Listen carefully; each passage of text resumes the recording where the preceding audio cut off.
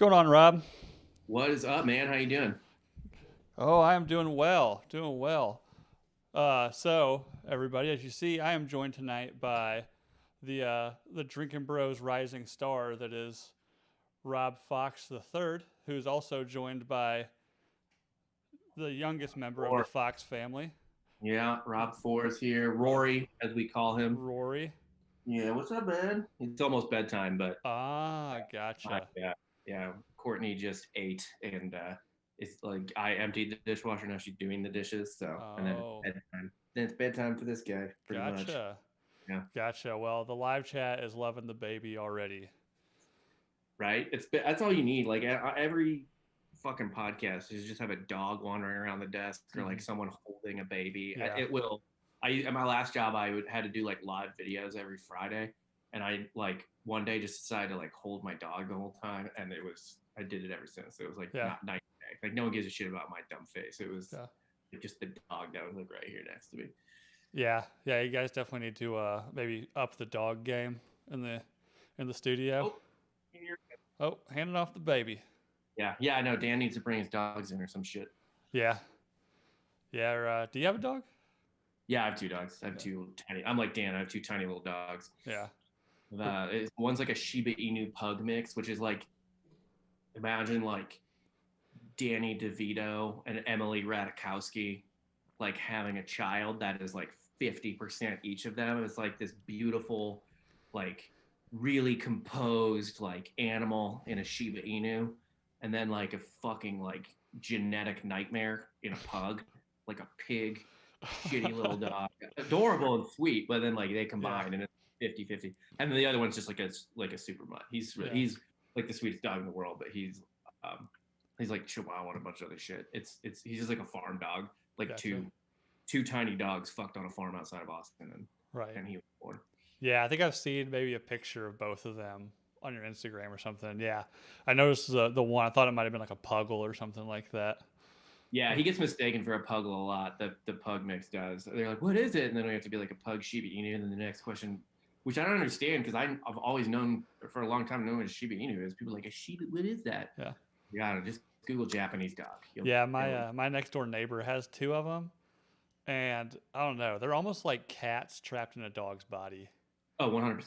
Yeah, Yeah, they're like the Shiba pug when he was younger, he was more like a pug, like sweet and dumb and well, not you weren't really dumb, but like sweet and cuddly. And like as he's gotten older, he's just moved fully into like cat, yeah, like just Shiba cat, like likes to be left alone. Like he'll let you pet him, but if you pick him up, he's furious. And if you even like hold him for too long on the couch, he'll be like, just get fuck off of me.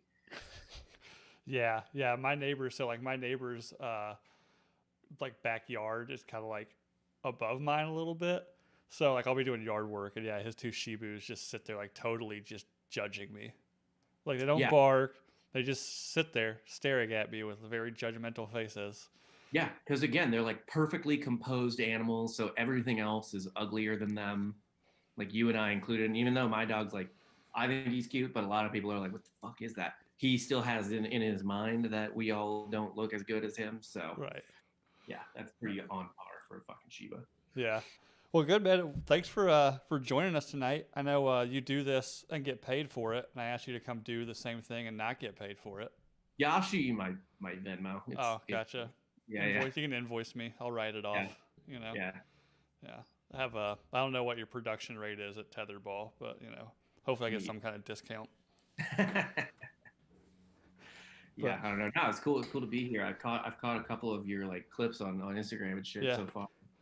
yeah, On I'm like the worst podcast listener because every job I've had is like a writing job usually. Even the right. marketing ones were like writing jobs. So I can't like listen to people talk as I'm doing it. And then now I'm just doing podcasts all day, and like the last fucking thing I want to do is listen to more podcasts. Unless I'm like driving somewhere, that's the only time I'm like, all right, I can't do music for like 4 hours. You can put something on. Right. Yeah, mine. So, like, I sit at a desk all day, and what I do is typically like an hour of work and then like 3 hours of waiting. So I don't really listen to podcasts in the car that much because I'm typically just watching them all day, anyways.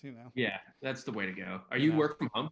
Or are No, you? I wish. I wish they'd let me do that, but my the execs where I work are like old and terrified of people working from home. Yeah. Plus, I work in like manufacturing and I'm salary, so like they pretty much just equal that as like free labor if like one of the hourly people don't show up, you know. So if I'm not there, I can't go work on the production floor if somebody doesn't show up. So it is what it is.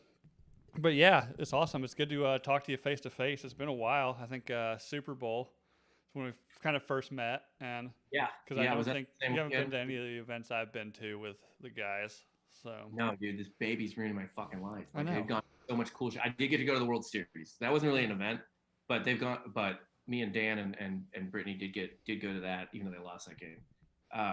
And then, but yeah, I didn't get to go to Nashville because of the baby. I didn't get to go to the fight, uh, the Canelo fight Yeah. because that was our baby shower, and I was just like, and then there was See, I think you have a pretty good case. You could have had a pretty good case to miss that for a Canelo fight.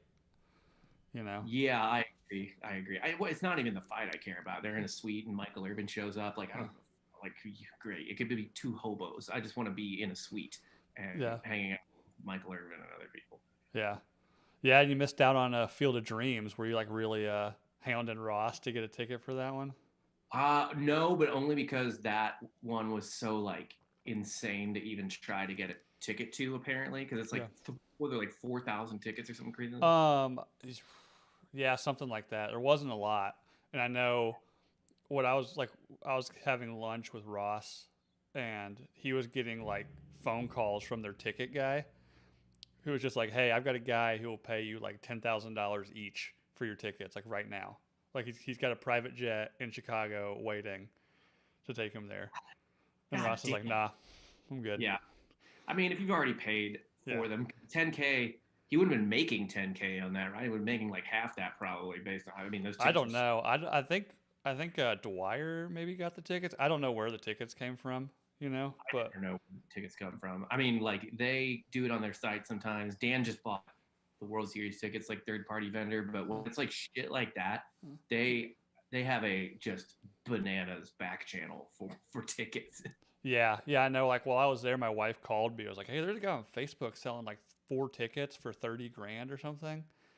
And people are like lighting them up on Facebook for like 5 minutes for it, and then like on the sixth minute, it was just like DM'd you, DM'd you, DM'd you, DM'd you, Yeah, and they were sold in like 7 minutes for maybe 30 grand, maybe more. I don't know, yeah. but it was definitely a pretty cool experience. I know they're gonna do it again next year. I don't know if it's gonna be kind of the same, but maybe you can try to make it up for that one. I mean, I would love that. Would be incredible. I think the teams aren't as good next year. It's the Reds, and then I don't know who else. I don't ever want to see like the fucking Marlins in I that think it's the game. Cubs. Okay, that's fine. That's fun. It just can't be. I don't want like a new team. Like it's not right. It would feel weird to watch like the Diamondbacks playing a cornfield in Iowa. Like it needs to be the original. Yeah. 16 or whatever, 12 or whatever it was. Yeah. Yeah. So yeah, the Marlins I don't think would be too terribly fun to see there. I guess I actually don't know a whole lot about baseball, which was really weird. Like Ross would be talking to me about baseball while we were there, and I was like, "Yeah, I saw the movie. It was rad." Yeah, you go 100%. Yeah, for sure. I was like, "Aren't the White Sox really good this year?" I think at the time They they were. were playing pretty well, weren't they? They were my World Series pick. I was surprised that Houston beat them. I wasn't surprised Houston beat them, but I was surprised Houston beat them so badly. Like it was Right. a pretty pathetic showing by the White Sox. But whatever, they had that nice moment. Yeah. And that nice fun little Field of Dreams moment. Right. So with that, you talked about going to the World Series, right? Unfortunately, the game you went to, the Braves lost. Was it still a pretty good experience? Oh, I had a blast. I got fucking drunk. We were in the Crawford boxes, which is like, if people don't know, if you've seen a baseball game, a home game for Houston on TV before, it's like that little section above the scoreboard that like juts out into the outfield. It's like a short porch in left field. And we got there for batting practice. And dude, it's such a short porch, and it's shorter than it's not as high as the Green Monster. So when you're sitting there in batting practice, like you can talk and hang out, but you need to be paying attention. Oh yeah. or you will die. Yeah. Like a baseball to the throat. They like you. Yeah. Like there must have been like 50 or 60 balls that like land hard hit as fuck, obviously, because they're home runs that and batting practice home runs that landed in our section. And like they opened that up to people to just like catch it. Like there's a ton of kids in there and stuff. Like we had seats there, but most of the people that were there during batting practice did not. But it's just a bunch of people like in the first 3 rows trying to catch all these balls that are just drilled, like to the point where like I would be talking to Dan or Brittany and like I would like look over at them and then like be like fuck, and like look back because it goes quick too. Like they're taking a swing like every 5 seconds or some shit. It was rad though. Like I want to take my kid there one. Like I highly recommend if you're going to a game in Houston with your kid, get there for batting practice because you'll get a ball. Yeah. Yeah, that might be the only reason I'd ever go to Houston though. Again, I went once for work and I was like, man, this is a big city, but there's not a lot going on here. Yeah, it's not. It's like a city like devoid of any like cultural footprint. You know, there's like no. It doesn't feel like there's any history to it. They don't really have like a bar district that I can recall. It's just like strip clubs. Yeah, a lot of like oil worker kind of stuff. Yeah, strip clubs. I think there's some strip club maybe in Houston that always comes up. I think the Drinkin' Bros cruise maybe went out of there or something. I can't remember, but they always bring up Bucks Wild. I think is what it's called. Yeah, yeah. They were talking about that. I think off camera the other day because somebody, maybe Jared, I guess, was just like there until sunrise and then got on the boat or some shit like that. Yeah, probably. Yeah, I've heard some weird rumors like somebody's like bought a ticket for the stripper or something. I can't remember, but yeah, I just know Houston. That's the only time I ever heard anything like real crazy out of Houston was like some live show they tried to do out of a strip club before the cruise, which I'd imagine trying to like do any kind of audio editing from a strip club's got to be just miserable. Good God. Yeah. Like, I would love to do so, but not like a cool strip club show. I'd want to do like the day shift. Yeah. I want to be there at like 2 p.m. on a Wednesday. Yeah, like the lunch buffet girls. Yeah. Like I want to just see. I used to live across the street from a strip club here in Austin, like in an apartment complex. And like I was always bummed that we didn't have a balcony overlooking like my complex was across from it, but my apartment wasn't. Like I was like down, I was close, but I couldn't see it like from my window or anything. And I really, really wanted to, because I just wanted to sit on the porch and like people watch for hours on nights that I didn't go out or something like that, and just like wait. I remember, I don't know why, but that parking lot was fucking packed on Easter. There were so many cars there on Easter Sunday, like during the day.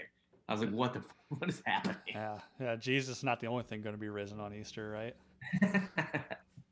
Pretty much. So yeah, like I said, in Ross's absence last couple of weeks, it seems like you've kind of stepped up, filled in a lot, been on a lot of shows. You're definitely getting a ton more airtime, right? And through that, I mean, it seems like at least the Nooner community has starting to enjoy the kind of the back and forth and I guess the on-desk relationship you and Dan have developed. You guys seem to bounce things off of each other real well, have fun a lot. So we're gonna get you on here and see if you can speak to that. Are you having fun being in front of the camera a lot more now? Yeah, I mean that's what I would prefer. Like I like producing, but I'm talent, baby. I for sure prefer to do that. And like when they hired me to produce, but like I was hired as a host as well, like right off the bat for the college basketball show, and then I think that might have been the first. Well, they like had me slated for baseball, but baseball hadn't started yet because it was like December or November or some shit. And so they had hired me to host a couple of shows, and then they liked Softcore History, and they eventually like. It's not Softcore History is not like on the network officially, but like there are advertising. They sell our advertising, so they take a cut. It's Araceli who does it. Yeah. But no, dude, I fucking love being on the camera, and Dan's like super fun to fuck around with and podcast with and stuff like that. And so is Jesse. Actually, I love going back and forth with Jesse on RPR. It's been really fun. Obviously, we miss Ross, but it's been really fun to like watch Jesse have like a bigger role and like go back and forth with the three of us like idiots just like saying dumb shit especially because we're all like the four of us are like the four of us are almost like a progression of life. You know what I mean? There's like Giorgio living like the quasi like hobo wild man life, and then there's Dan who's in a relationship, but he's only like 1 foot in that door. You know what I mean? Mm-hmm. And then like I'm relatively newly married and a very new father. And then there's Jesse who's been like married for a decade or almost a decade and has like 2 like children, you know? Mm-hmm. And it's just funny, like the four of us reacting to the same shit differently and all that stuff. That's really fun. And then, yeah, no, Dan's a blast. The only thing I was like nervous about was just like trying to think of the way to put it. Like, I was like, like, I wonder how wild some of the shit that's going to be said is like, what wild shit is going to be said while my face is on camera. Yeah. Like, especially in like the news stuff and stuff like that. So I always joke like, yeah, I've got plenty of footage to like cancel me now, no matter what I believe or say or anything. So that was my only concern. But like, I just, drink 3 ranch waters and don't give a shit about it anymore. Basically, that's my strategy. Yeah. Yeah. The strategy's working out. And yeah, the ranch water thing. I think, yeah, the first time I met you, like at the Super Bowl show, I don't know how many ranch waters you drank. I don't know if I was keeping up with you, but then the very next day, we both came in looking at like the same level of shittiness. That Super Bowl party was fucking brutal. Yeah, I couldn't believe how drunk I got for that. It was pretty. I don't know how much I drank. I don't remember anything from that. I didn't really eat much either. I had like whatever the cooking competition was between Tansy and Jesse. I ate that, and I think there might have been some barbecue, so I had like some meat, but it doesn't really absorb alcohol. Like brisket is great for a hangover, but it doesn't really lay a good base Right. right before you're drinking. Yeah. So I was fucking, yeah, the alcohol was hitting like bare stomach inside of me, and I was pretty fucked up. And also, just the party was long. Yeah. Like it was like a 7-hour, 8-hour day. And I probably got in there early because it was like a little bit of work because there was like a live broadcast. So yeah, that was a long day. Ugh. And then yeah, you have to fucking work the next day. Yep. Yeah, I think first off, yeah, the length of the party did not help because I was like, okay, like it's my first time in studio, first time meeting a lot of these people, like I should probably like slow roll the drinks cuz it's going to be a while. So I'd have like a couple beers and then like slam like 2 like bottled waters with liquid IV in them. Right. But then, by hour 6, somebody then you're like whatever, you're doing shots or people are just handing you things at that point, like, whatever. And literally, you never really know what you're ingesting in that office. Like today, I don't know if you guys know who Nick is yet. Yeah. Yeah, he's been on camera a couple times. I guess he brought in brownies, but there's a tray of brownies like sitting on the counter in the kitchen, and I was like, I wanted one, but I literally had to go out and ask. I'd be like, "Are these drugs? Yeah. Can I eat these? Because I don't want to eat an edible right now. Is this regular brownie or drug brownie?" And they're like, "It's regular." Yeah. And they like, I think Giorgio and Dan reacted to me like I was dumb. I was like, you have to ask. A plate of brownies here, like you cannot just go into that willy nilly. Like you have to know. Yeah. Oh yeah. That was going to bring that up. That was me at the Super Bowl party. Like I was like, is there like drugs in this? And of course you'd ask Giorgio and he'd be like, I don't know, maybe. Like, Yeah. okay, let me go out, like not eating that or Right. Like, hey man, like again, I think there's like cookies or something, and George's like, you should try these. Like they're really awesome. I was like, okay, like there's probably drugs in those, right? He's like, maybe. I was like, I kind of need to know before I try one. Like I get drug tested for work, so I'd hate to be like, Yeah. like, but yeah. And then Even I think like crab dip. I'm like, there's no drugs in this, right? Like this is just crab dip. Okay, great. no, I don't think there's anything but crab in that crab dip. That was some crabby dip. Yeah. So, but yeah, then I think I heard from somebody that so I ended up going out with like Tansy and Boston Joe for Dan's birthday after the Super Bowl. Yeah. So I was out even longer. I think I got back to like my Airbnb, which was at that like really shitty like condo complex behind the Yeah. studio, which I didn't know like it was like had a reputation or anything. So I was just like walking at 4 in the morning through there, just like hammered drunk, trying to find my There's been 3 murders on that street in the last like month. yeah. That's what I Yeah. heard. I know like somebody was telling me, maybe it was, I can't remember who it was. I always forget who told me this, but they rented a place in the same little division there, and theirs had like a huge laminated sign on the back of the door that was like, when you leave, like don't speak to anybody, don't give any hints of your schedule, like don't walk or like don't let them see your car or anything like that. I was like, oh shit, like Yeah, it's funny too because like Austin is not a dangerous city. Like I'm from St. Louis, and like that's you go downtown there, even that's fine. You know, keep your head like a little bit on a swivel. Or like Austin, when I first moved here, I was like, oh my god. Like if I walked around downtown St. Louis the way I walk around downtown Austin, just like blackout drunk. It was like back in the day, like yeah, blackout drunk and you know like not a care in the world or whatever. Like I would have died like 3 times by now. But yeah, Austin is like a comically safe city, but some shit does go down like east of 35. It's really concentrated yeah, for the most part.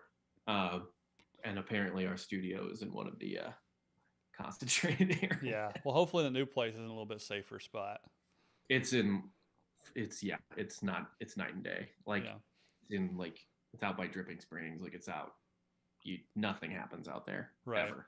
Yeah, and plus, I mean, your studio too, like the Uber. So my Uber from the airport, I think I've told this before, but I get the Uber from the Austin airport, which is, if you've never done it from the Austin airport, it's a nightmare in itself because you have to like just go to some random spot in a parking garage at the Yeah, they time. changed that, and it's really fucking annoying. I honestly just take cabs most of the time because I just get pissed off, Yeah, and I'm like, no, I'm not going to some random pickup spot. Like I've just been on a goddamn plane. Like I don't want to yeah. do this. So I'm like running around this parking garage, and the guy's like, "I'm here," and I was like, "I think I am too. I don't know," but anyway, so I get in the Uber. It's this minivan, and he literally just has painter's plastic, Yeah, like stapled with a staple gun, like behind the back seats is like a guard, and like I'm reaching, it's like the bucket seats in the minivan. Like I'm trying to get the seatbelt, and like I mean, before the doors even shut, he just takes off. And I'm like trying to get the seatbelt,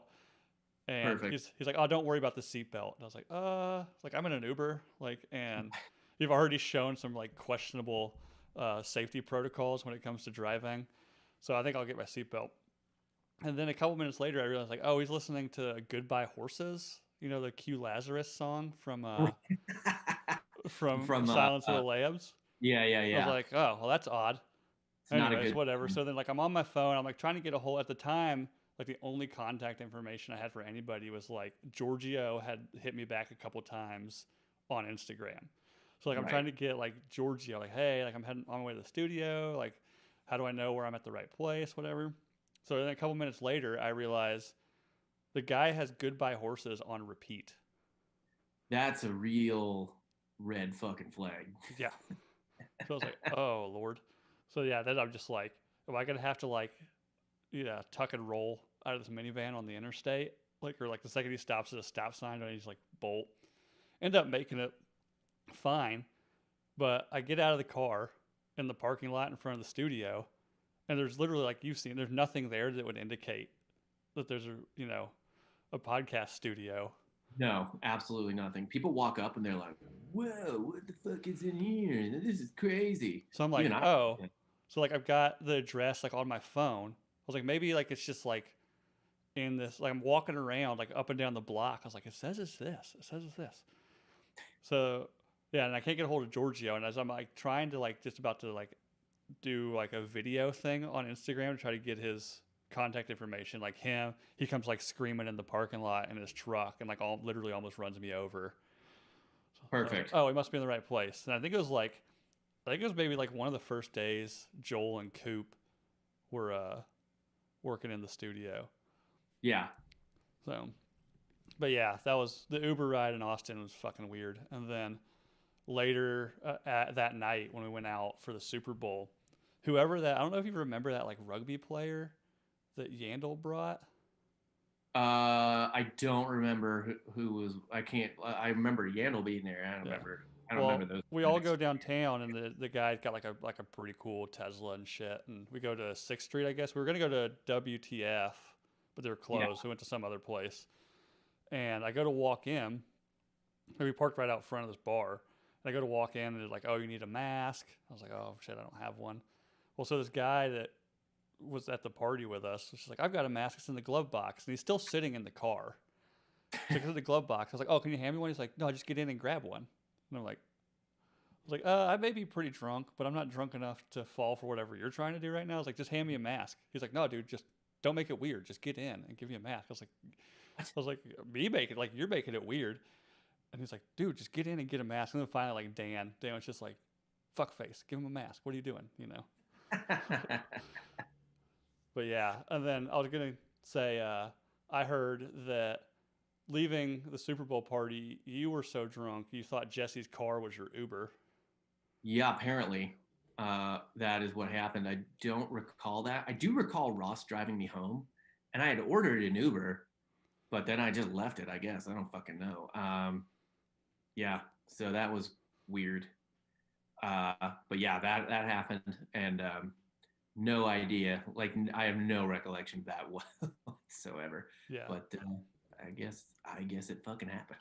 Yeah, yeah, it was definitely a fun night. I'll be back down this year for that again. So Nice should be for the fun. Super Bowl. Yeah, yeah. I think me and a couple other of the Nooners were talking about maybe trying to rent like a cool Airbnb or something in Austin for it. That would be sick. Yeah, Yeah, I mean you can get a lot of good shit. yeah. There's Like, some. I've found some pretty dope places.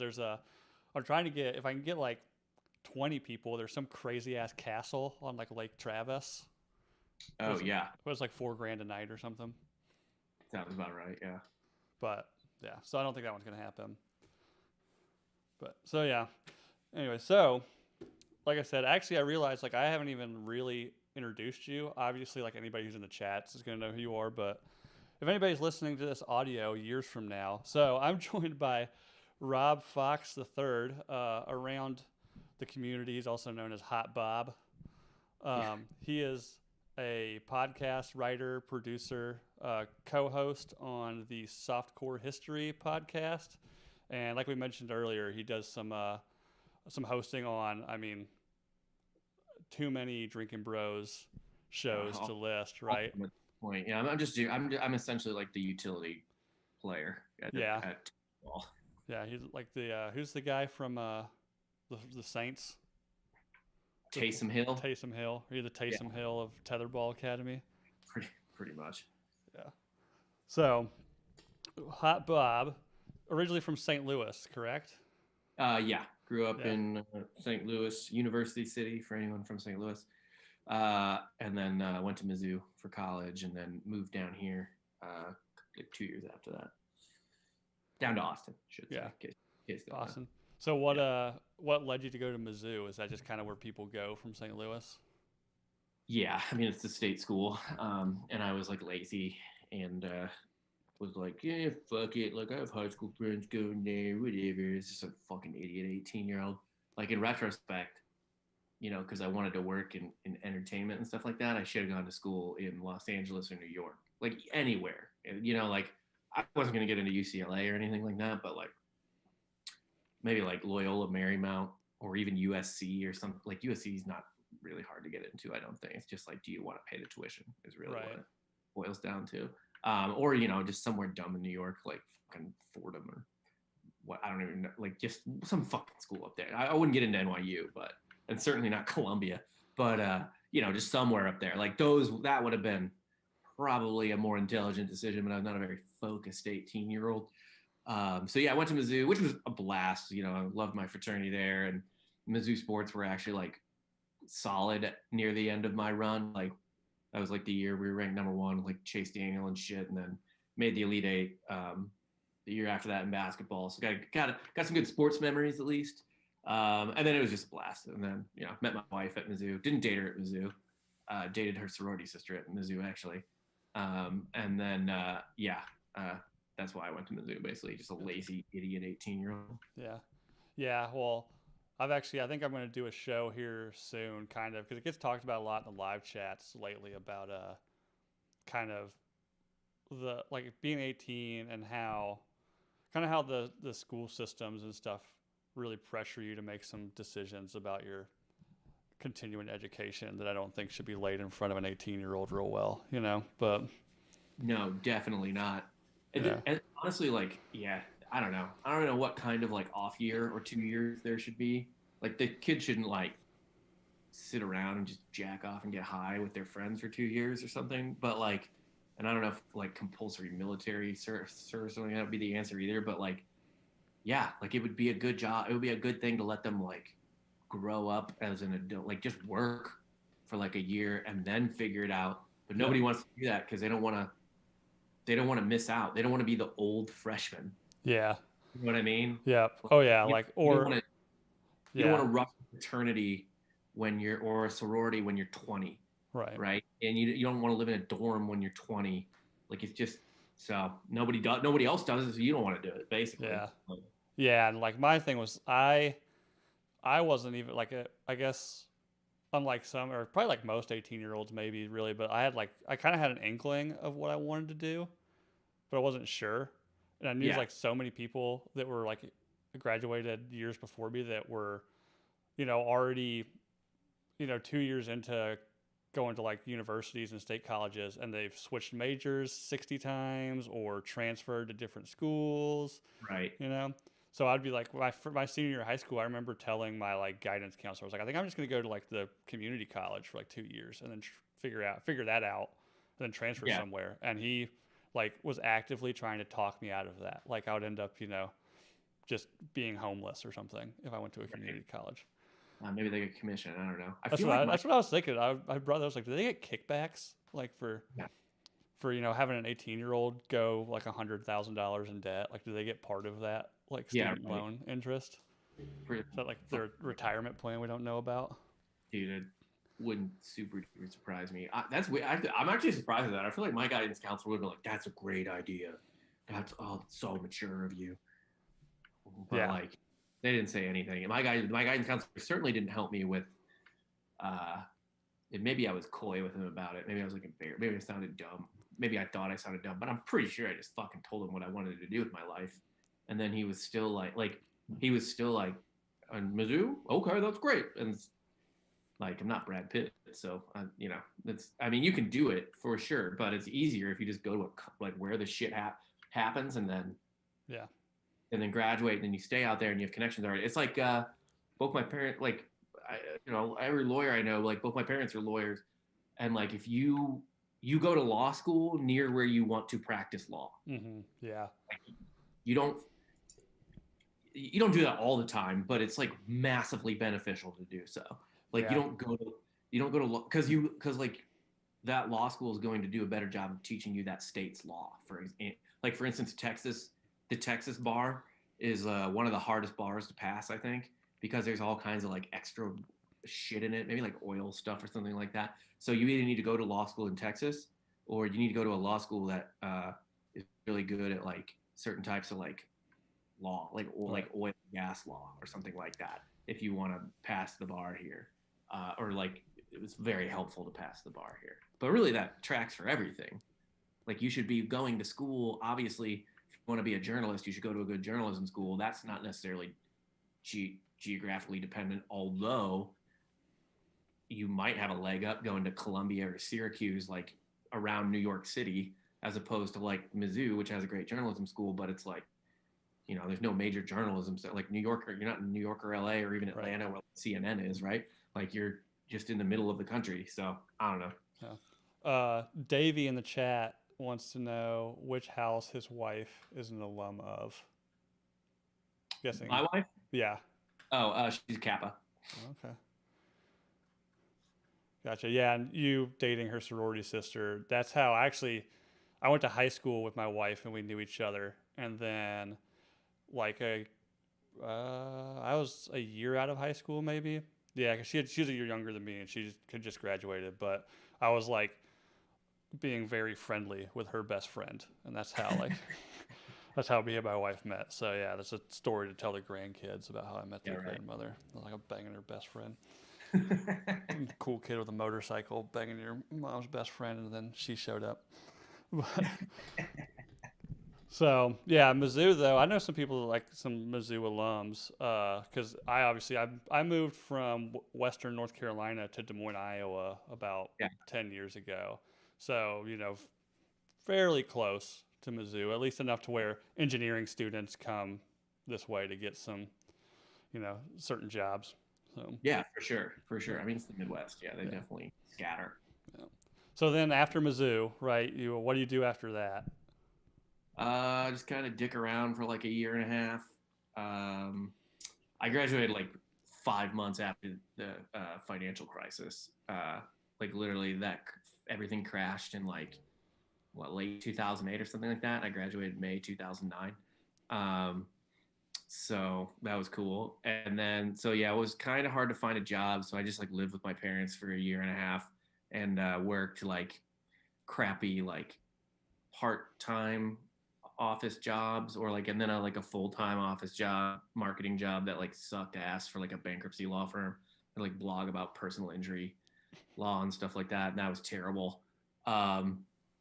And then I just like started my own blog back then and um just to like pass the time at work and stuff like that and then I this website Total Frat Move popped up like was created and I started reading that and then I was actually getting ready to move to LA because I had broken up with my girlfriend and was like literally nothing left for me here because she was still at Mizzou at the time. She's 2 or 3 years younger than me. Um, and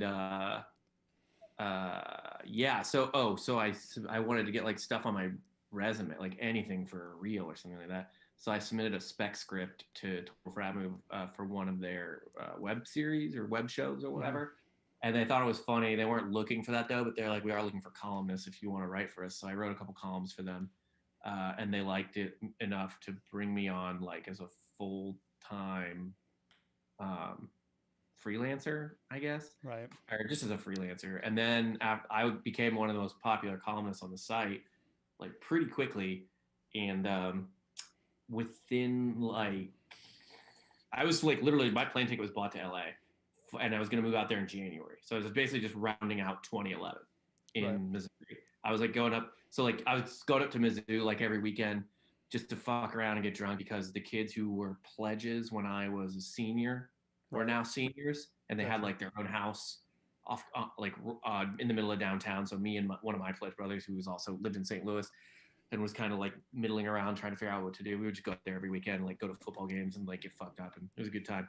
And yeah, so I got offered like a full time job in December, and I was like, oh, I don't know. And they're like, how about you come for 3 months, and we'll pay you full time salary for 3 months, and then you'll make some money and save up some money or whatever, and you can either then keep going to LA, or if you like it, you can stay here. And I did it. I liked it. Had a big audience.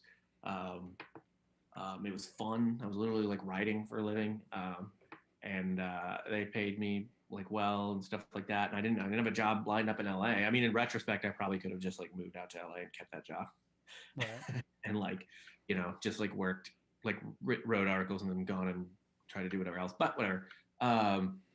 And yeah, just did that and became like a really popular columnist for them, and like mildly internet famous, I guess, like mildly like college famous. And I did that from 2012 to 2017 when I got laid off because the company had like been very financially stupid Mm-hmm. and like just couldn't afford. They had a huge round of layoffs in October 2016. I was not part of that because I was one of the original columnists. So like they kept me, and then they just kept like cutting people loose, Yeah. basically. Yeah. I'm Yeah. not super familiar with. I recall like occasionally stumbling upon some TFM stuff, Yeah. but like the financial stuff at the time. I mean, were they trying to maybe like keep up with the chive or something, and that just Not the chive. It was honestly mostly just like it was like more like a financial self-own. And it was like merch that caused it, I think. It was like they weren't printing on demand and they like over ordered shit. and then so they're basically like paying rent for clothes no one wanted to buy. Mm-hmm.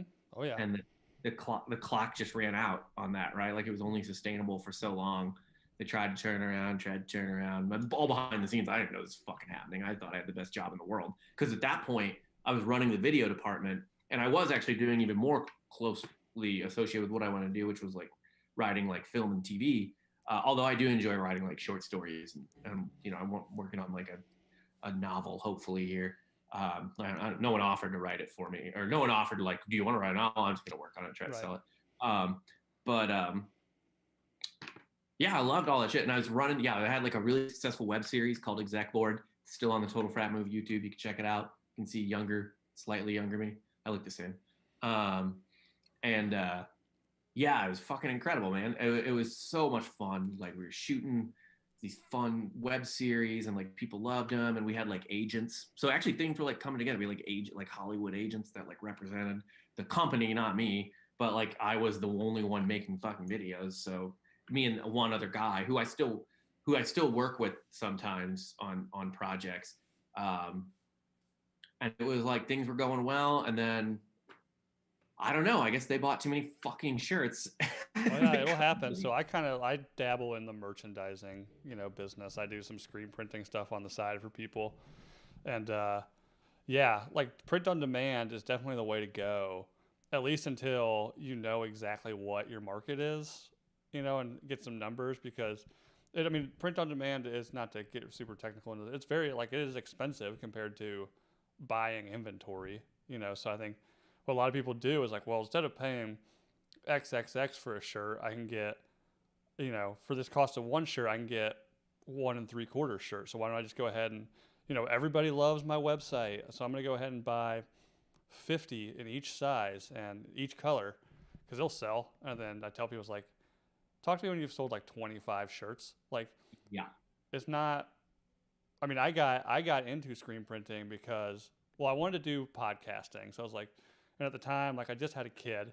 My wife was not going to let me buy any kind of like good equipment, and I didn't want to just do it all from my phone.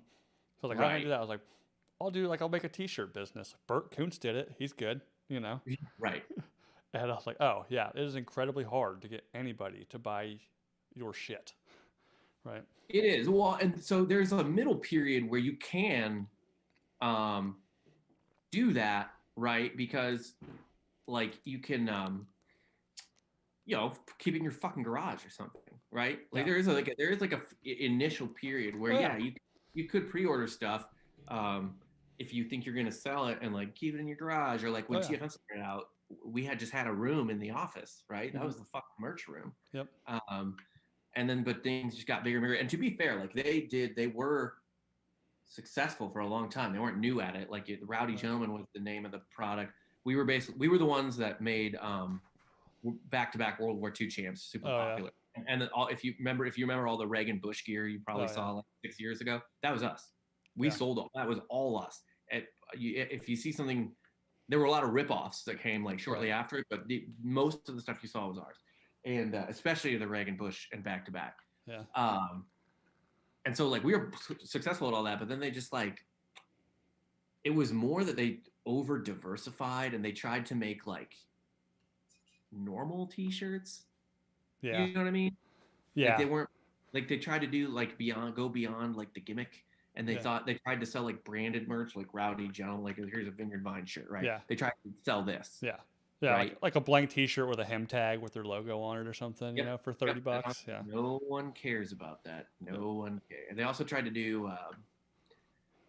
Oh man! So all the dudes, I like the guys that ran it for the most part. I liked most of them, but they're all from Texas. And at one point, they started selling fleeces. They were like, "Yeah, let's do Rowdy Gentleman fleeces." And like the first like test batch came in, and they were like, "What do you think?" And I was like, "How much is this? How much are you gonna sell this for?" And they're like, "Look, $100." And I was like, "So the same as a Patagonia fleece?" Yeah. And they were like, "Yeah." And I was like, "Well, I could tell you as someone that grew up with winter that this is not as good. Like I can just tell I won't be warm in this, except like in the fall, maybe not in the fucking winter.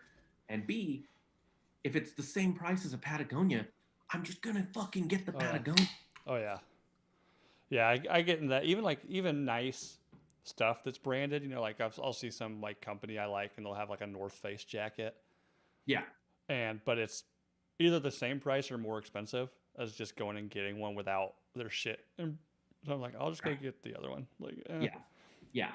If it's like yeah, like if it's branded for a certain reason, like I mean, I don't know that I wore branded like a branded two branded jackets all the time in college because they were branded with my like fraternity shit. It was like a Columbia soft right. shell, Delta Sigma Phi on it. But like, yeah, I'm not gonna. I don't really want. I don't know. It's really weird. Like jackets are the type of thing that I just want it to be the fucking jacket. Like I Yeah. don't want like Atlanta Braves across my fucking like fleece. Right. Weird. Like I'll wear a sweatshirt, but I don't know why. Huh. But yeah, so that was the problem is that they really tried to do more than they Yeah.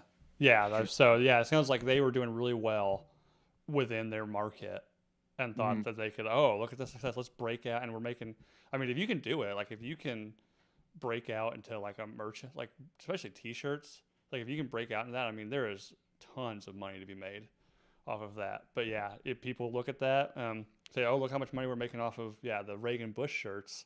Everybody's wearing them. Everybody loves TFM. They'll love just a TFM blank shirt that maybe has, yeah, like our logo on the like left chest or something of them. Right. And I understand, look, I obviously understand taking a heat check. You know what I mean? Mm-hmm. Just like just like, hey man, I can't miss. So let's shoot from a little deeper, see if I can just fucking hit anything. But they did like 8 heat checks in a row.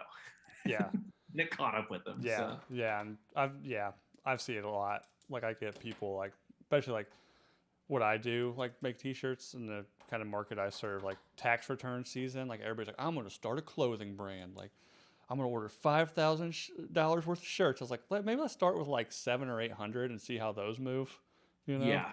Yeah, Because 100%. like if you want to throw $5,000 at me to print shirts, I'll do that for you all day, you know. But like I've seen this. Maybe take a step back, bud. Yeah. So I honestly, it's funny. Like, I don't think it's that hard to come up with a good shirt, but it's really hard to come up with like 5, yeah. Well, right? marketing, right? Like you can have a really funny shirt idea, but I mean, how many funny T-shirt companies are there that have just an Instagram marketing budget that is 20 times what your total budget is for your shirts, you know? Yeah, right. Exactly. So, And it's impossible. so speaking of And which, I know you guys have merch, so go check out softcorehistory.com. Pick up some stuff. I like the Topsy the Elephant tee. yeah, the Topsy tee is dope. We've sold a fair amount of those. I'm really excited for. Well, it's already there. I need to get mine. But the 2 Irish to Die shirts based on the Mike Malloy episode, I'll definitely be rocking that on St. Patrick's Day. Yeah, I like the green. Dan and Jake were actually arguing with me about it, and they were like, they like the original. There is a black version too, but he was only doing the black version at first, and I was like, dude, every fucking shirt in the store is black. Like, make it green. It's about being Irish. And he was like, Pete, black sells the most. And I was like, I don't give a fuck. Make a green shirt. So we did both. But I was like, give me fucking green. Yeah, and I'm assuming you guys probably do print on demand, right? Yeah, Yeah, like throw a green shirt on there. If it doesn't sell, it's not like, you know. right. That's the great thing about print on demand. It may be more expensive, or I mean, less profit margins. But Right. I mean, you think of it, you can throw it on the site. It doesn't matter, you know. Yeah. And it's like more quote unquote more expensive. Like, what does that even mean? Like, it's just less money. It's not costing you anything. Right. It's less profit margin on Right. what you're So selling, right? yeah, But like you're also not fronting any sort of investment for it, really. I mean, Right. whatever you're paying for your Shopify website, you know. Yeah, pretty much. So, but yeah. So TFM tanks. Were they just kind of like, hey, grab a bunch of shirts on your way out? We got enough of them. Yeah, right. They let me keep my computer, which was nice. And then yeah, nice 3-month severance, which is pretty decent. So then I did that, kind of bounced around jobs. I got a TV pilot optioned, unfortunately, and that didn't go anywhere. Me and the other guy who ran the video department for TFM, good friend of mine. We wrote a script together that we had been writing before everything fell apart, and then just kind of like, I think we did. And then we were. And then we like ramped it up because he got laid off in the initial layoffs. And then I got laid off a couple months later. So yeah, we got a TV pilot option, and that was kind of bouncing around for like 2 years. At one point, the guy, the producer who bought it was like, "Why don't you write a podcast version of it?" Because I don't know if you guys know this, but like the way entertainment works in general, like TV and movies, is that they're all big pussies, and they won't make anything that hasn't already been made. So like even if you have an original idea, if you just write a script and try to shop a script around, they won't really care about that. Maybe if you win a bunch of like script writing contests and stuff like that, like because you submit it to contests and submit to film festivals. They have like script competitions within film festivals and stuff like that. It could get bought then. But even then, there's a good chance, or get optioned then. But even then, there's a good chance that once it's optioned, like that's step one of however many fucking steps. So once it's optioned, it's still being sold. It's just like someone else joined your team to sell it at a higher level now. Right. And then so like even then the person who options it or studio that options it or production house that options it will be like, why don't you try making it a web series, or why don't you try making it a podcast, or why don't you try making it maybe like I don't know, novelize it, just some bullshit. Yeah, something with very little investment risk, right? Yes, but then they can take that to network or whomever as or studio or whatever as like more proof that it's more viable, right? Because you made it a podcast. Like it's not even. It's stupid. So anyway, we asked to make a podcast script, and I kind of started working on that, and then that idea got abandoned, and then that option expired, and we're still submitting that script every once in a while, but yeah, I was just, so that was going on while I was like working dog shit marketing jobs and like kind of whatever blog jobs, just like making no money, but trying to find better creative jobs, essentially. Yeah. So, yeah, you talk about like the submitting original scripts and stuff to contests. In my mind, I think like that's almost, if you have something that's you think is truly great and is incredibly original, like submitting it into like a contest would almost seem a bit scary, because once somebody reads it, in the industry, they can just tweak it and do what they, take that original idea and run with it on their own, right? Yeah. So I can't confirm this, and it would be arrogant of me to just believe it, but I have a suspicion. So when I was at TFM, I don't remember what year the movie Neighbors came out, like 2014, something like that. The frat movie with Seth Rogen and Zac Efron. They came to us to do some like promotion, paid promotion. It's a fucking frat website. It's a frat movie. Yeah, makes perfect sense. And it would have been a video, so it's my job to write it. So I wrote this script, and I'm like, fuck, like this could be like. And it was for a video for like Seth Rogen and or Zac Efron, or maybe just like Nick Lovin and shit to do. You know what I mean? Because he was in that too. And Dave Franco. I didn't know who was me. So I just write the script. So like a short, what I mean? Like it'd be like a little web short, like 2 minutes, something like that. So I write it, and it's basically just like Zac Efron like method acting and hazing Seth Rogen, essentially. And they didn't do that. It actually was cool. They ended up coming to College Station, Texas, and me, because they wanted to do a college tour, because again, it's like a college movie. And so we went down there. Universal Pictures had us go down there, and we did a video where me, Dave Franco, McLovin, who the studio expressly told us not to call McLovin to his face, and well, they should do a better job of marketing what his real name is. Right. Yeah. I'm not saying Chris Mintz-Plasse. Fuck that shit. What's his last name? Place or Place, something like that. It's Mintz-Plasse. It's hyphenated. Anyway, so I got to play flip cup with them against like 4 A&M kids. But yeah, so they didn't take that sketch idea. And then like lo and behold, on Funny or Die, and again, this is like a broad idea. Someone else easily could have went with this idea. Right. But like on Funny or Die, not that much later, there's like literally a sketch promoting the movie where they're hazing Seth Rogen. And I was like that's an easy go-to because it's like a fraternity.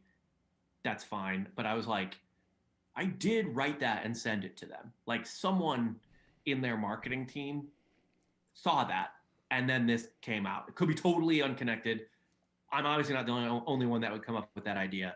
But I was like, So to your point, yeah, that could happen.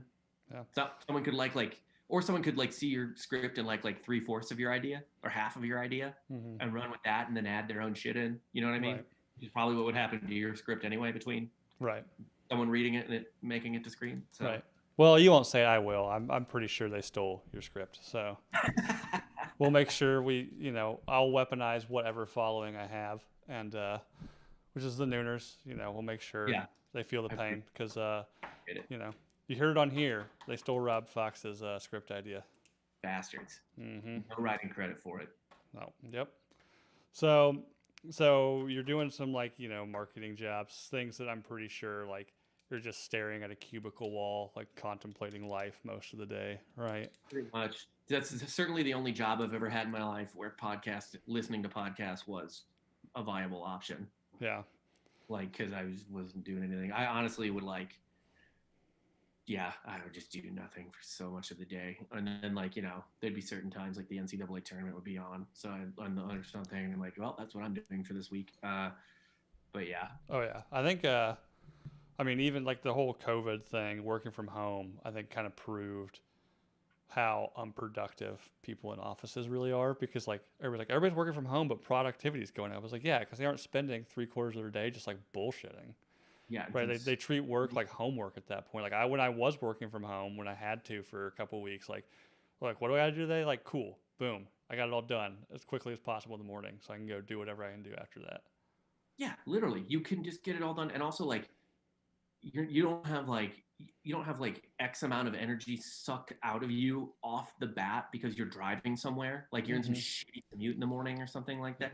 I mean, it's fucking brutal. You just gotta lose your mind. Yeah. And so I work with a bunch of engineers, which typically aren't the most socially engaging people, especially since I'm a transplant to Iowa. So I work with just heaps of Iowa State people.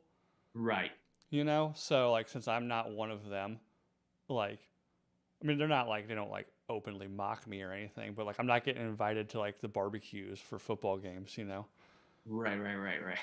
And I also I don't understand the cult following for the Hawkeyes in the state either, but they're a deeply boring football program. I've heard it's a really fun school. I would rather go to Iowa than Iowa State, and I've heard that Iowa is a fucking blast. But man, that football team is boring as shit. Yeah. Yeah, my sister-in-law went to Iowa, and we went to a couple parties with her before we had kids. And it was fun. It was just fun. So I was getting to the age where it started getting a little too awkward going to college parties. I never reached that age. Do what? I never reached that age. Yeah, I think this is pathetic. I think I went to my last sorority formal when I was 27. Yeah, I was pushing 30 going to tailgate with 20-year-olds, Yeah. I only went because some girl I knew in Austin invited me because her date bailed, and her friend, she was I worked the guys who she was in videos for TFM, and the video guys before me were oh, it'd be so funny if you took Rob a fucking 27-year-old frat writer, and she was he's gonna say no, and then she asked me, and I was absolutely, I am down. Let's fucking do it. Yeah, you could also, you're talking about how you still look the same. If anybody kind of gave you awkward looks, you can just lie about your age in the reverse of what most people do, right? Yeah, what are you talking about? I'm 23. In college, as long as you're not salt and pepper, which I am now, but as long as you're not fucking salt and pepper, there are freshmen in college who look 40, Mm-hmm. like big beefy dudes with like lumberjack beards and shit like that. And then there's also freshmen in college that look 12. Yeah. So it's a wide range. People are growing, experiencing new things. Yeah. So, how'd you end up with like Drinkin' Bros, Tetherball? So I was working, this blogging job or whatever, and Dan Regester, Delco Dan, he worked at TFM with me, and he had gotten the Drinkin' Bros job first. Giorgio found him on like Instagram, found his like footage on Instagram. He was looking for production guys in Austin because they had just moved here, and me and Dan and Jake were doing softcore history already. And the year before that, we had done a college football podcast. It didn't really go anywhere. We didn't really, I don't think we really enjoyed it that much. And then we tried to do like a little like sketch comedy podcast, and that was whatever. The scripts were really funny. I think we just didn't execute it well. But so me and Dan still been like doing stuff creatively together. And he hit me up and he was like, "Do you want this job instead of your dumb job?" And I was like a little hesitant at first, but then I was just like, you know what, dude, like, fuck it. This is like what I want to do way more than what I'm currently doing is. So I went in and like tried out for a day, taking notes and writing descriptions. Mm-hmm. And they offered me the job, and I was like, yeah, fuck it. Let's fucking do it. And the rest is history, I guess. Yeah, I've been there for this 2 weeks from now will be a year. I was there I started like the last day of November last year. Yeah. So feels like I've been on the job forever, but yeah, it'll be a year at the end of this month. Yeah. Were you there after the election show? Yeah, I didn't start till after the election. Okay. Cool. So what was your first thoughts? Like, your first week of working? Obviously, it's a very unique atmosphere. Yeah, ownership in there.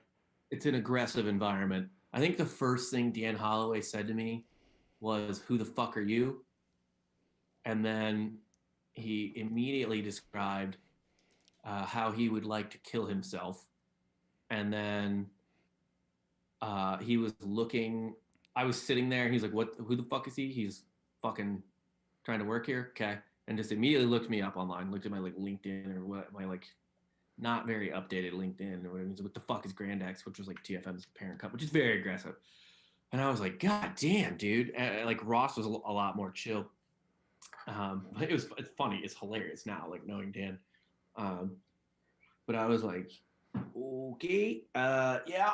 And yeah, it was just a very aggressive environment. But yeah. I mean, like, I went to an all guys high school. I was in a fraternity. Like I'm used to getting like I was just like, all right, I'm a freshman and they're seniors. I'm a whatever. It's just the way.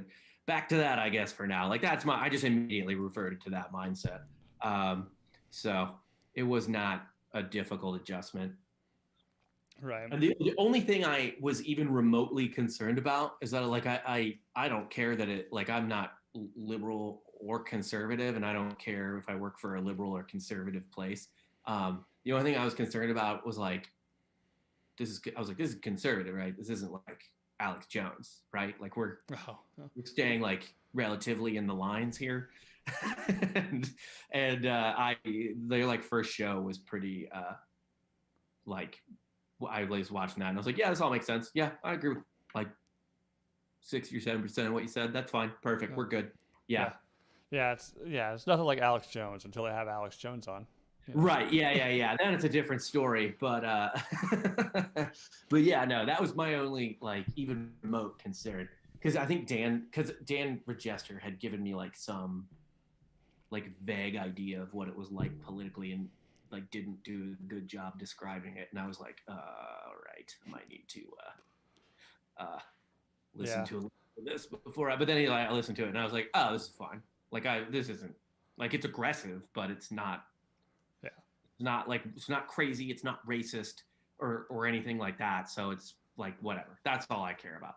So right. Yeah. Awesome. I had a thought, I just lost it. Too many White Claws. So you stepped in for Ross. I mean, that's going on 4 weeks now. you've mentioned you enjoy being on cameras. What you want to do more of? Like, is there any talk about any kind of new content that you would run, or are you just kind of right now just happy filling in where you need it, and then doing a softcore history? If you want to talk also a little bit more about softcore history, because I love that show. You guys are hilarious. So Yeah, I mean, they love softcore history. We haven't talked about new shows yet with all this Ross stuff. That's all kind of on hold. I can tell you the two things I would want to do and would pitch them. And I've mentioned one of these things in a broad sense to like Jesse and to a lesser extent Dan. But the first thing I would want to do is just another show like Softcore in terms of like it being evergreen. Because I love all our shows, but like they're all very topical, right, except for the interviews, right? And even a lot of times the interviews are topical because it'll be like a political person. It'll be like, Bogosian or Ben Shapiro or the Weinsteins or something, and you're talking to interesting people who are going to be interesting 10 years from now, but like, or even like 6 months from now, but you're still talking about shit that's happening like today, right? So that I would want to do another evergreen, like way more evergreen show, whether it's about just like random everyday bullshit or like, kids or being married or something like that. And then the other thing I would want to do is basically like audio short stories. Like would want to do like written content because I don't think there's enough of that. Right. Personally. I'm more into that. I'm more drawn to that. Yeah. I like podcasts and love podcasts and love doing podcasts. But like just for whatever reason, I just prefer like scripted things more, whether it's like an audio book or audio short story or whatever you want to fucking describe it as, or anything like that. So that, or even like a sketch, like trying to do an audio sketch show again or something like that. That would be what I would pitch them, because that's super fun to me. I know I would also just have a blast doing it.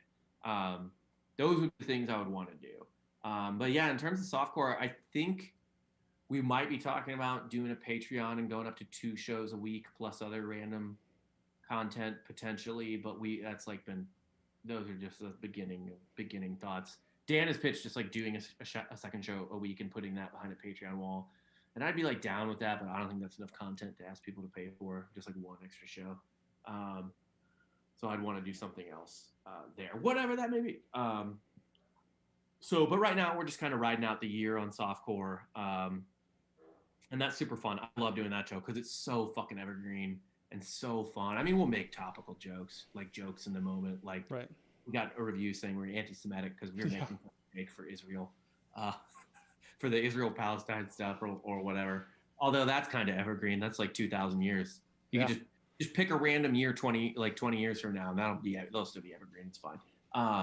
But yeah, we're just still doing that. We're trying to figure out our biggest like concern right now with that show is trying to figure out how to get like signal boosting guests, because we could get guests easily. We have a great booker in Ari, but we don't want to do Zoom. Like we just kind of only want to do in studio. Yeah. Because even though we're having a great conversation and we have lots of great conversations on Drinkin' Bros over Zoom, I don't know. I just kind of like being in the studio and vibing with someone that way, as opposed to just like every week's a Zoom call.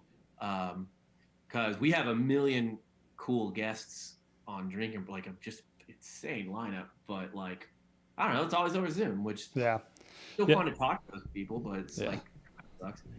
Yeah, definitely. Like in person is definitely much more preferred. I mean, I do Zoom just because. I mean, it is what it is at this point right now, but. And maybe we're being too picky. That might. No, I don't think so. I don't know how the dynamic of, especially like softcore history, I think the dynamic and what draws people to the show really is the banter with you guys, and trying to bring that into with somebody on Zoom. I don't think will like the connection won't be there, Yeah, and we're all like really fairly close and stuff like that. So it's just kind of like, I don't know. I would feel, and I do feel this way sometimes when we have a guest on. It's like it requires, especially when it's more. Actually, Zoom doesn't really matter if it's two people. Right. I think that's actually totally fine, and that works perfectly. But when it's two, or when it's more than two people, and especially if two of the people are together in Right. person, and then the third one's on a Zoom, then it gets to be like an awkward dynamic sometimes. And I feel like we would be bad about leaving the guest out a lot of times, or be like, okay, guest, now you talk. We just played with each other for 10 minutes, but what did you want to say? Yeah. We would be bad. We would be bad at that. I could see us being very bad at that. Yeah. Yeah, most of my shows, actually all of them, this is the first one-on-one I've done, and that's mainly just because I'm new to podcasting and a total coward and trying to fill an hour of content with just myself. It's definitely much better. I found that an hour, I mean, we were over an hour now. It's pretty easy to fill an hour as long as somebody is talkative. So I'm scared to death of getting that one person that gets on air and it's like, what about this? Yes. And it's like, okay. Kind of like, I mean, somebody that was on Drinkin Bros recently, but yeah, that was something else. I just like, after like, and this happened like several times, and after the third like one word answer or something, you're just like, yeah, do you know where you are? Yeah. Why are you? Start realizing like, oh, okay, how can I inject some thoughts to keep this rolling? Right. But it ended up being an entertaining show. Like, and I'm not going to shit on that person. No, and it's unfair to expect everyone to be like talkative and charismatic or whatever the fuck.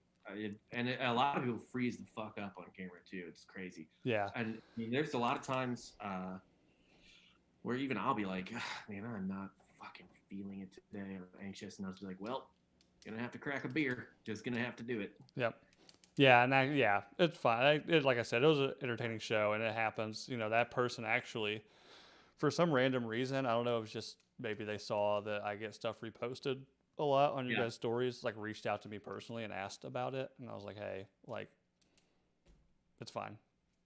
Actually, I said that they had it really through that pieced together what could be a really good story. It just wasn't. Yeah, like they just didn't tell it super well, basically. But yeah, it's whatever. It was still interesting. It was just like, I don't know. I don't know that, like, she had a story. A lot of people do this where they have a good story, but they're not necessarily like a great storyteller. Yeah, and I thought she kind of told it out of order. Like when she started talking about some other stuff, I was like, oh, I start with that, roll into this, and then, but is what it is. It happens, especially when you're on close to 1,000 episodes. Well, I guess technically, if you think of all Drinkin Bros content, it's well over 1,000 episodes by now. Yeah. We all combined. Fuck, it's probably pushing 2,000. But yeah. Has there been somebody, an interview that you've been like either on the desk or even behind the desk where you've been a little nervous, like somebody like a guest were like, whoa, like this is insane? Probably well, it was insane having Alex Jones in studio for sure. I was like, oh my god. I was like, what is my life right now? Like I was just like, this is absurd. I'm trying to think who. McConaughey was crazy, but you really don't. That's the only thing that sucks about Zoom. Like you really like. Yeah. I guess it would have been crazy if I was on the show, but I wasn't, so I didn't really care. Like it was awesome for the show, and it was an awesome episode. But I was like, well, I'm not talking to him, and he's not here in front of me, so like, I'm basically a viewer of this podcast. Right. In studio or someone. I'm trying to think of someone I've talked to that was like famous. I have a really bad memory for interviewing people. It was interesting. Oh, Pete Rose was insane. That one was absurd for one of the Breakable episodes. That was nuts. He is also not a good person to interview over Zoom because he's an old man and doesn't read social cues well or like speaking cues well. So he'll just like jump over you or whatever. But regardless, it was just like nuts to talk to Pete Rose. Yeah. That was great. Yeah, and Uh, you missed Michael Irving, which I'm right. no, in person. I was there for the episode, but again, like I'm a producer. I'm not talking, so I'm Mhm. basically a viewer of the podcast, taking notes and shit like that. Which is still fun and still amazing, and it's like the best job in the world. But it's like I'm not. It's not quite the same. Um, in studio, I'm trying to think if there was anyone else. Fuck, man, I don't know. It would be Somebody crazy. somebody in the live chat, Nico, is asking about the female football coach. Well, what was Oh, that like being that involved with that? That was pretty that was tense. definitely awkward as fuck for sure. Me and Dan were like, oh my god. Maybe one of the few times you were happy that was a Zoom one. Extremely. I don't think it would have gone that way in person though. I do think Anthony Scaramucci would have gone that way, whether it was in person or not. Um, so but that was funny because he's a douchebag. Like, I it doesn't even matter what his views are. Like he's such a fuck. He's like a hired gun. He's a Yeah. mercenary. He's a fucking lobbyist. So I don't care about that. But that one was funny. The female football player one was tense and awkward. But Dan is Yeah. not one to suffer She, I fools. mean, I don't know, and I'm not gonna like make assumptions, but her whole, I mean, the body language and tone just seemed almost like I don't know if she was necessarily looking for a fight, or maybe she has done a lot of shitty interviews and was just tired of being questioned on things. I don't know, but she You seemed a know, bit hostile from the start. I almost get the feeling, yeah, it could have been that, or it could have been the like inverse of that, where actually this was like one of the few difficult interviews she's had because Oh, yeah. people are just like, you're so brave, you're so Yeah. amazing, Yeah, and just she softballing has it the whole time. right, which you can do that, that's fine. Like I didn't think we really gave like hardball. I don't think we didn't ask her anything out of bounds. The only thing that was awkward was when it was just like they were arguing and clearly not going to agree with each other, but it kept going. And Yeah. I think me and Dan were just like, oh my God, end this and just move on, move on. Yeah. She's going to be a bitch about it. And Dan's not going to back down because Dan's probably right. And so, like, it's just the type of thing where, yeah, it was just like, dude, just fucking, just end this, just end this. The other kind of awkward confrontation that there was that actually ended gracefully was the Chris Hansen episode Oh, where yeah. Dan and Chris Hansen kind of got into it. But Chris Hansen has certainly been in more awkward situations than going toe to toe with Dan. So I don't think that really phased him. Mm-hmm. Like when you're chasing down pedophiles, like a testy interview Right. where the person, rightfully disagrees with you that's not, Right. he's dealt with wilder shit. Oh, yeah. Yeah. And that ended. He was and he was like, I don't know what his actual thoughts were. Maybe it was exactly what he said, but I mean, he was like, hey, it's good to have these tough conversations, and Yeah. he took it on the chin. I don't know. You really can't ask anything more of him. So, yeah. So that's great. I like. Yeah. There's been so many great interviews on there. I understand it's hard to remember all of them, and moving on from that, we saw your cute baby at the beginning of the show. Yeah, Congrats on being a new dad. appreciate it. Thank you. Did you watch the birth? I would participate in it apparently, like which I did not expect to do. Did they say, hey, come hold the leg? Yep. Yep. Same Yep. one. Got me the same time when my first kid. And Yeah. I don't know what's happening. I was like, oh, I guess I got they need help. Yeah. I guess I have Yeah. to be involved with this. And I will say, I will say, it looked like the crowning part. I don't know. I was like, I've seen this before. yeah. That's what I it mean, looked like the last couple of times I saw this, like in movies and like sex ed and stuff. But what I was not prepared for was that there was actually going to be a body attached to the head coming out. dude. And like it came out kind of like kicking, and I was like, oh, I forgot that there's a baby attached to this thing. Like, Yeah, that was insane. The craziest part for me, and I'm even getting like butterflies just thinking about it right now. It was so surreal. Was the first time when the baby came out that like ripped the breath out of me.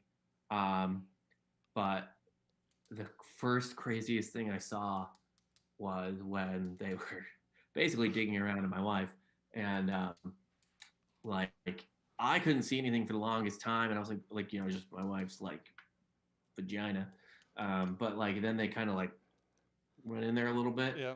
and I saw the head Yeah. inside, Yeah. not even crowning, right? Yeah. Like it's like 2 inches inside. Oh yeah. I was like, oh fucking god, oh there's the person, like there's the fucking person, holy shit, holy shit. And then I started getting annoyed because they had to do that. Like they did. Then there's still like an hour left after that. Oh, yeah. And after like 20 minutes, I'm like, I just pull it out. What are you doing? Like it's right there. Yeah. Get a plunger. Yeah. Let's get this thing out. Yeah, my wife is in like horrible pain. Like get it. Oh no, did she go natural? Fuck no. Oh. But I think they didn't give her a strong enough epidural, so Yeah. she was like feeling a lot of things.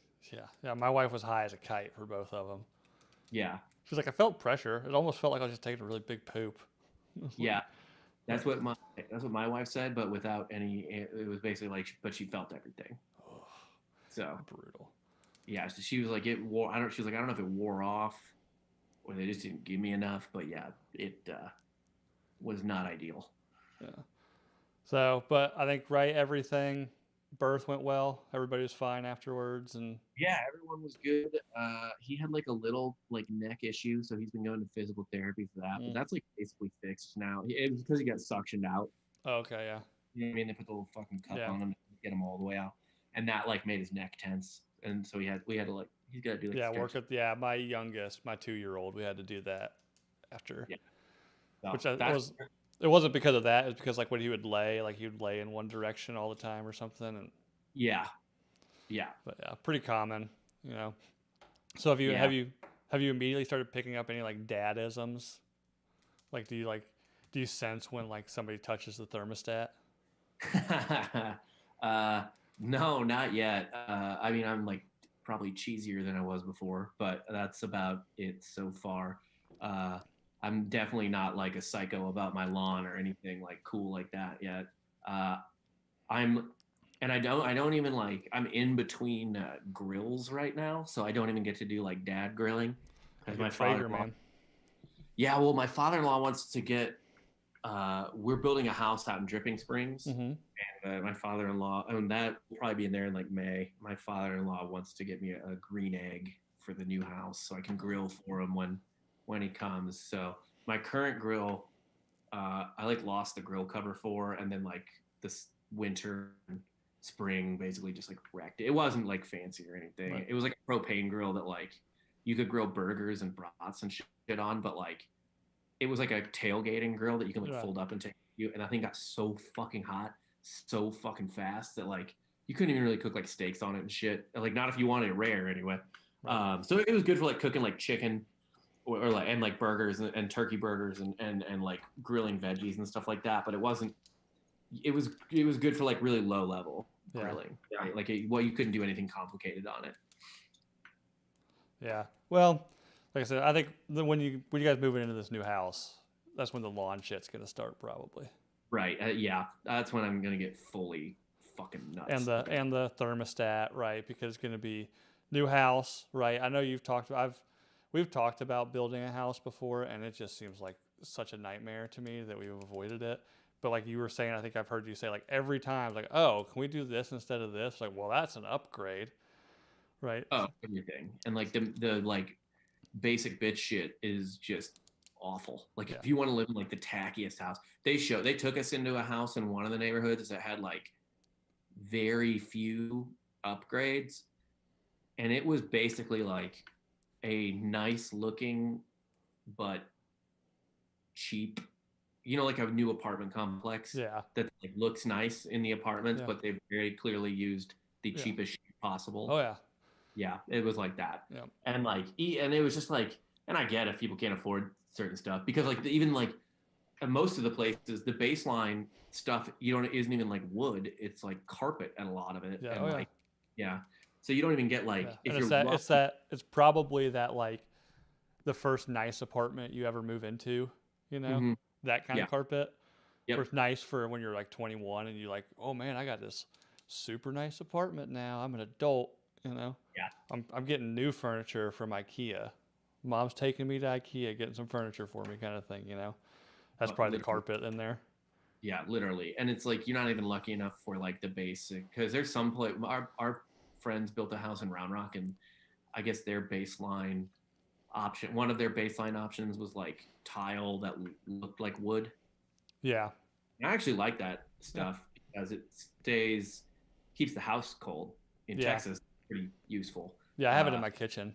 I like Yeah, it. and it looks good. I think actually, but they were lucky though, so that was like one of their baseline things. But yeah, a lot of these places just carpet, so it's just they just like force your hand. Yeah. And then I mean, you could get it replaced, but it's not even like it might be cheaper to like do your own flooring through a third party or something, but I don't think it's like that much cheaper. And then you add on top like the hassle of Yeah, having to coordinate that. yeah, and then you're just like, you know what? Here's the extra $2,000 to Yeah. just do. Yeah, just leave me alone. Yeah. Just tell me how much I owe and tell me when I can move in, right? Yeah. Yeah. So, but yeah, so when you move in, you're probably gonna be monitoring that thermostat. You know, it's like, do you know what that extra 1 degree in AC costs this house? Process, yeah, goddamn, down here especially, Yeah. blasting AC constantly.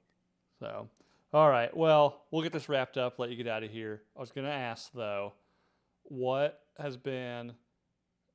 was a better moment for you this year? The birth of a child or the Braves winning the World Series?